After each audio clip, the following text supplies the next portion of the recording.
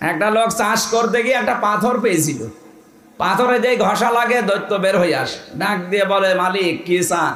যা চাবেন তাই দেব, কিন্তু দুঃখের বিষয় আপনাকে যা দেব আপনার পাশে যে থাকবে তার ডবল হয়ে যাবে। বলছে দরকার নেই।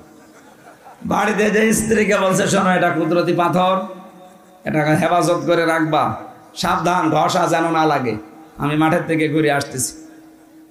স্ত্রী চিন্তা করছে, নিষেধ করে গেল ঘষা যেন না লাগে, দেখি একটা ঘষা দিয়ে। যেই দিয়েছে ঘষা, দৈত্য বের হয়ে বলছে, মালিক কি চাই আপনার? কি চাই মানে? দেখো না কুড়ি ঘরে আছি, আমার একতলা বাড়ি চাই। ও তো আর জানে না যে পাশের বাড়ি দুইতলা হয়ে যাবে। যে বলেছে একতলা বাড়ি চাই, ওরটা তো ঠিকই আছে, পাশের বাড়ি সব দুইতলা। ও মাঠ থেকে বাড়ি এসে আর বাড়ি চিনতে পারে না। বহু কষ্ট করে বাড়িতে গিয়ে বসে, কি গো সে পাথর কই? বসে ঘষা দিয়ে ফেলিস।